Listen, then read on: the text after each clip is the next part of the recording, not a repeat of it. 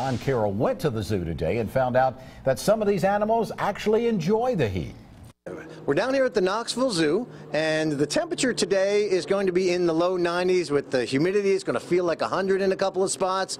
And for you and I, that's not necessarily that comfortable. But for a Komodo dragon, well, that's a whole different story. They kind of like the heat. So to tell us about that, this is Phil. Now, Phil, what's going on with Khaleesi here?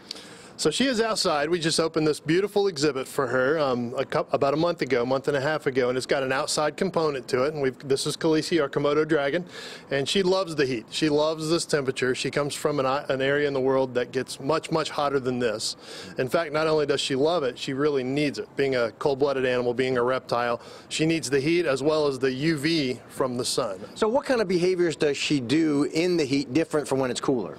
Well, I mean, because she's cold-blooded, she's got to be able to regulate her own body temperature. So we've given her opportunity to have shade. She can go inside if she likes to, into the air conditioner, frankly, or she can stay out here. She digs burrows at night. She'll get down in the burrows. So she moves according to the temperature. I mean, it can get too hot for a Komodo dragon, for sure. Right. But they, like I said, they regulate it by going into burrows in these little microclimates. And they're a little bit more mobile in the heat, so it's good for the guests to come in and see her walking around. Yeah, she's a little more active. She's more brightly colored. I mean, whenever you get most reptiles out into the sun, their colors really brighten up, and a lot of times you think of Komodo dragons as being kind of you see them on National Geographic as being drab and kind of brown, but in captivity, where they're not getting in all that mud and outside all the time, they have really, really bright colors a lot of times. Okay, great. So a good option or a good rule of thumb is that when it's warm out, you may be a little uncomfortable, but come on out here. Some of the guests here at the zoo are enjoying the heat.